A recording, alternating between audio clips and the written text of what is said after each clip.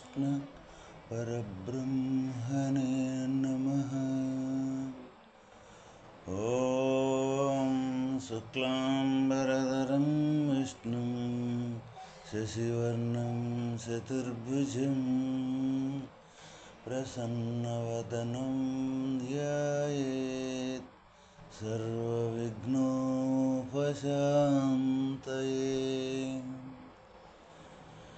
శ్రీ భగవద్గీత జ్ఞేయస్వరూపమును వర్ణింపబోవుచు ముందుగానే దాని ఫలితమును చెప్పి వైచిరి. అమృతత్వమే మోక్షమే దాని ఫలితము. చిన్న చిన్న ప్రాపంచిక వస్తువులపై పెనుగులాడుట కంటే మహోన్నతమైన ఈ జ్ఞేయ వస్తువును పొందుటకై జీవుడేలా కృషి సలపరాదు. నసత్తన్నా సదుచ్యతే, అది సత్తు కాదని చెప్పుదాని భావము దృశ్య వస్తువు వలె గోచరము కాదనియే, అంతియే కాని అది లేదనే భావము కాదు.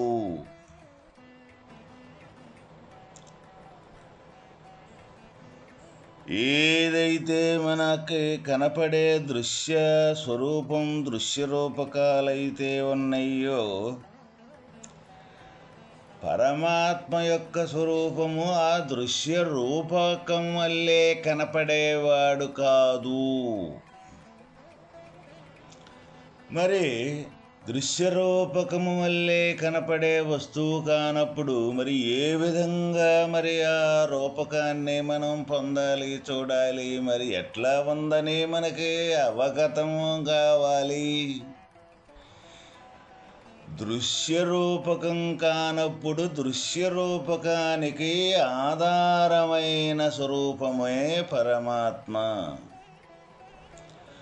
అటువంటప్పుడు మరి ఎట్లా మనం దర్శించాలి అన్నప్పుడు ఇక్కడ దృశ్యరూపకము అంటే మనలో కదిలే ఎంత రహస్యాలైనా సరే, ఎటువంటిదైనా సరే మనం గుర్తెరిగే విషయాన్ని ఏ ఆధారంతో మనం గుర్తెరుగుతామో, ఎటువంటి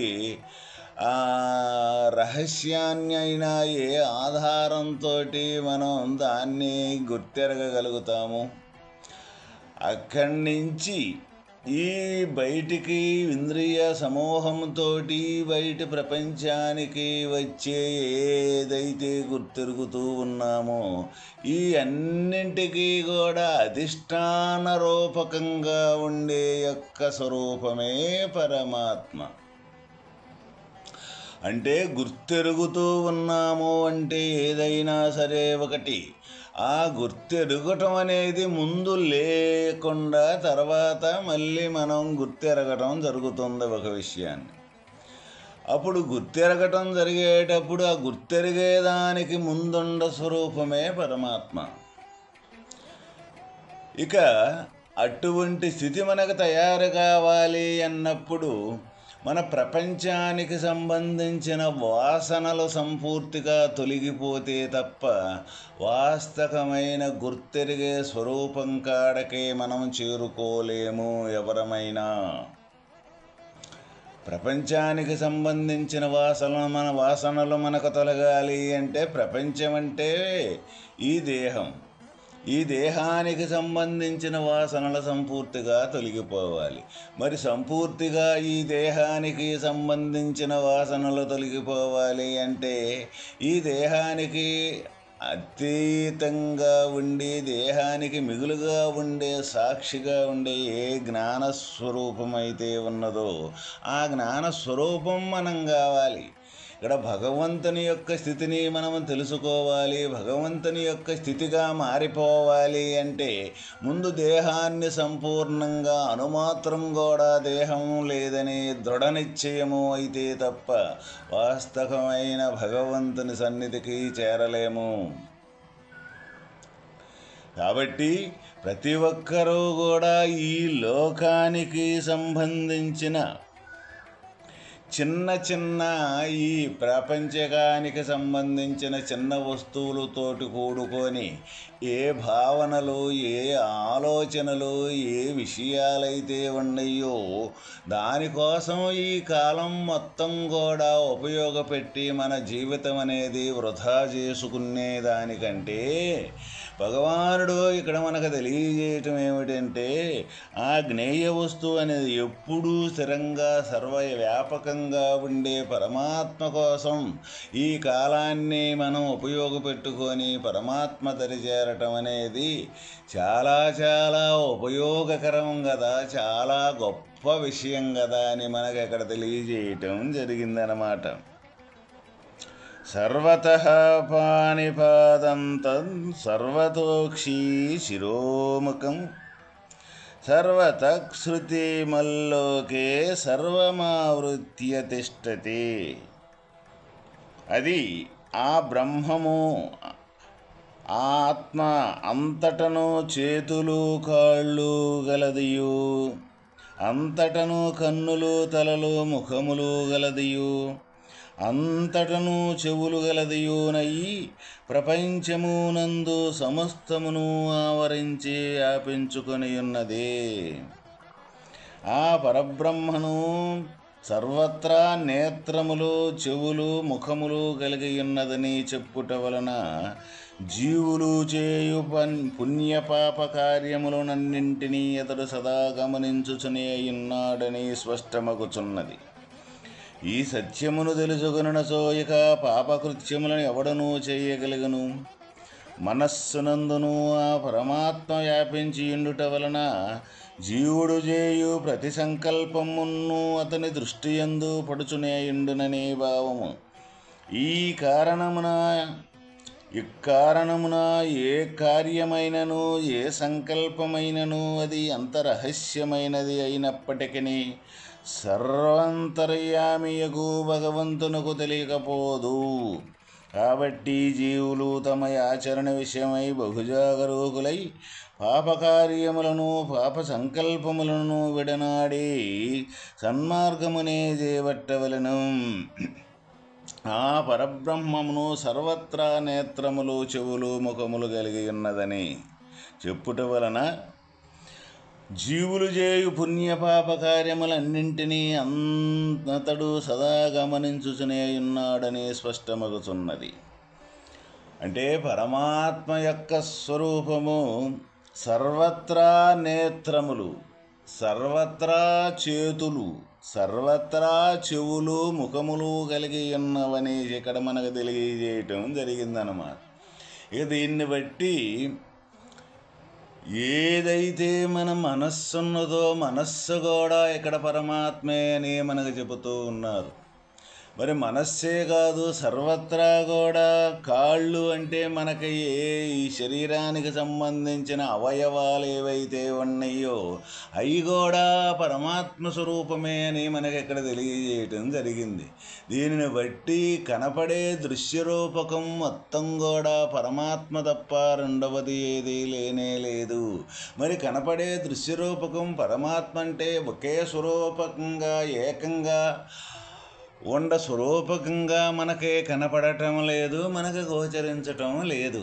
మరి ఏ విధంగా మనకి కనపడుతూ ఉంటుంది పరమాత్మ యొక్క స్థితి అంటే, ఎప్పుడైతే మనం జ్ఞానంగా ఉంటామో, జ్ఞాన స్వరూపమే మనం అవుతామో, ఆ జ్ఞానంలో నుంచి కదిలే ఏ గుర్తు సంకల్పమైతే ఉన్నదో అది జ్ఞానమే ఆ సంకల్ప రూపకంగా చెందటం జరుగుతూ ఉందన్నమాట.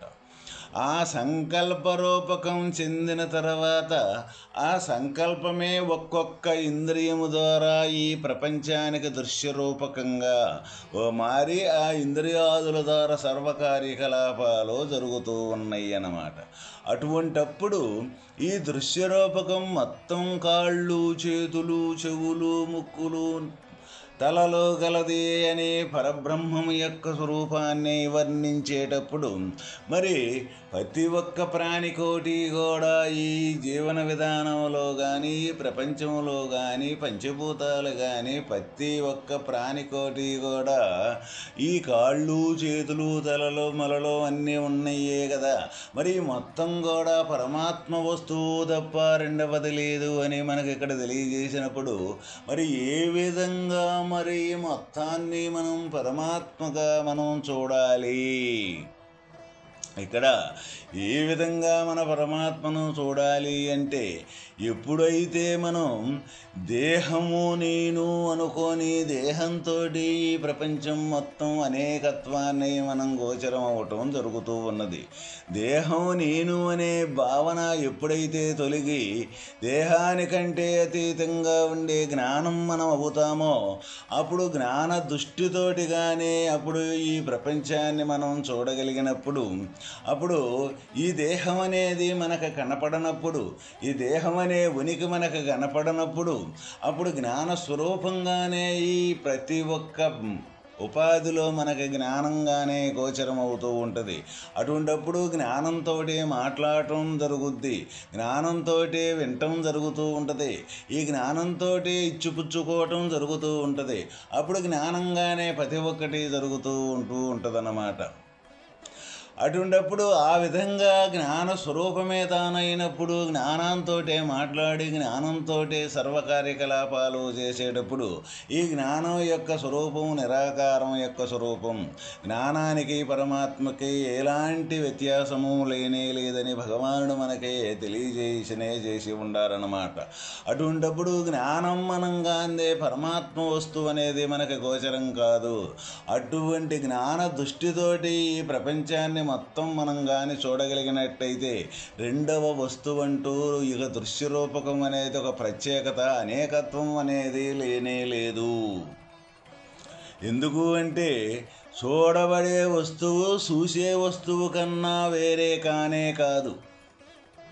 ఎందుకు ఈ చూసే వస్తువు ఏదైతే ఉన్నదో ఆ వస్తువే మనమైనప్పుడు ఆ స్వరూపమే మనమైనప్పుడు ఆ స్వరూపమే సంకల్పరూపకంగా మనకు బయటికి వచ్చేటప్పుడు అప్పుడు సంకల్పం అనేది వేరే లేనే లేదు కదా.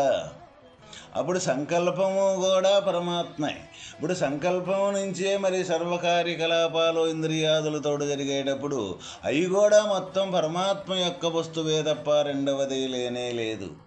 ఈ విధంగా మన అనుభవము అనేది ఎవరికి వాళ్ళమే మన ఈ దేహములోని సర్వ అనుభవాలు సర్వ సాధనలు అనే విధానం ఈ దేహం అనే ప్రక్రియ ఈ దేహం చేసే ప్రక్రియలో ఈ దేహం అనే పరిధిలోనే మొత్తం సాధనలు ఉండయి అన్నమాట. ఈ దేహమే ఈ పరికరమే మనకి భగవంతుని చేరుకునే దానికి గొప్ప అవకాశం ఏర్పడుతున్న ఒక సాధనము ఈ దేహం అంటే. కాబట్టి ఈ దేహంలో ఈ భిన్నత్వాన్ని సృష్టించేది ఈ దేహంతో కూడుకున్న యొక్క ఆకార రూపకంగా కూడుకున్నప్పుడు భిన్నత్వం అనేకత్వం మనకి గోచరం అవుతుంది. అదే భిన్నత్వం అదే అనేకత్వం కూడా ఇక్కడ వాస్తవమైన ఎక్కడి నుంచి ఈ భిన్నత్వం అనేకత్వం తయారవుతుందో ఆ మూల వస్తువే నేను అనుకొని ఆ మూల వస్తువు కాడ ఎవరైతే స్థిరంగా ఉండగలుగుతారో ఆ మూల వస్తువే ఈ అనేకత్వానికి కూడా మూలమయ్యింది. అప్పుడు మూల వస్తువుతోటి ఈ అనేకత్వాన్ని చూసినప్పుడు మొత్తం ఒకే వస్తువే రూపకాలే అన్నీ అవుతాయి. అన్ని రూపకాలు ఉంటే కానీ వస్తువు ఒకటే. అదే ఇక్కడ మనం చేసేది భగవంతుని తత్వానికి ఉండే వ్యత్యాసము ఏంటిది అంటే దేహాన్ని వదలకుండా దేహ భ్రాంతి వదలకుండా చేసే ఏ కార్యమైనా ఏ ఆలోచన అయినా ఏదైనా కూడా అదంతా నశ్వరమైనది, అది శాశ్వతమైనది కానే కాదు. అది కొద్దిసేపు ఉండి మరలా మార్పు చెందేది.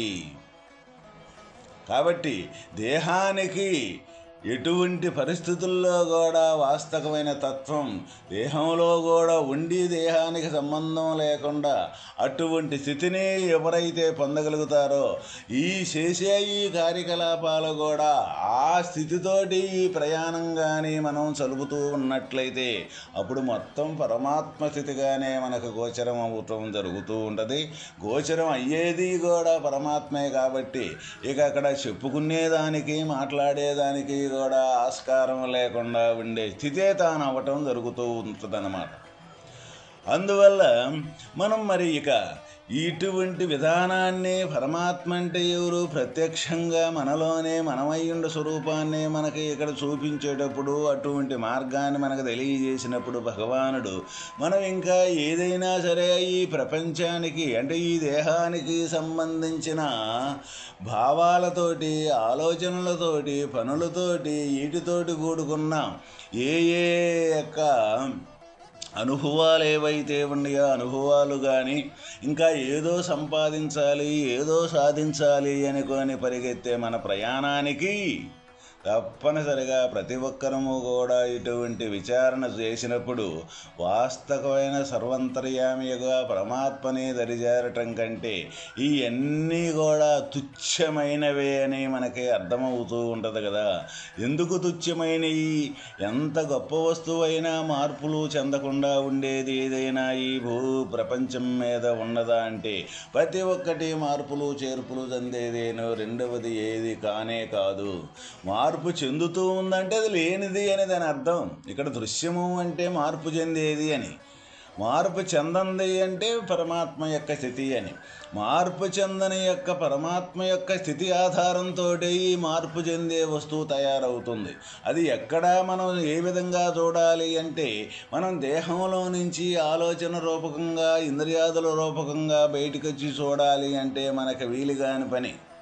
దేహానికి అతీతంగా ఉండే జ్ఞానం మనమైతే తప్ప వాస్తవమైన పరమాత్మ స్థితి మనకి గోచరం కానే కాదు.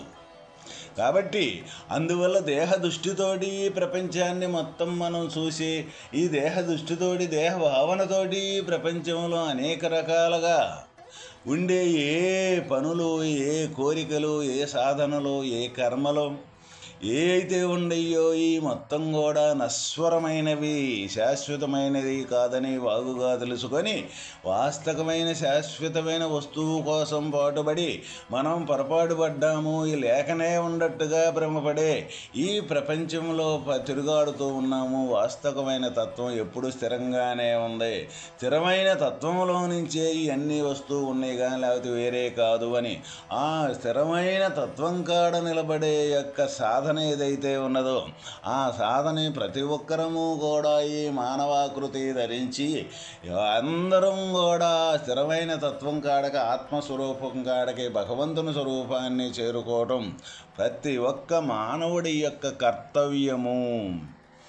అయితే ఇప్పుడు మనం చేసే పనులన్నీ కూడా ఆ స్థిరమైన తత్వం తెలుసుకునేదానికి, తత్వాన్ని చేరుకునేదానికి కాకుండా ఈ లోకంలో బ్రతుకులాటకు సంబంధించిన వ్యవహారం మొత్తం మనం సలుపుతూ ఉన్నాము. కాబట్టి కానీ ప్రతి ఒక్కరూ బాగా గమనించాలి ఇక్కడ. దీన్నే ఈ దృశ్యాన్ని రెండింటినీ విడదీసుకునే యొక్క లక్షణం ముందు మనకు కావాలి. అందుకనే మొట్టమొదట నిత్యానిత్య వస్తు వివేకము.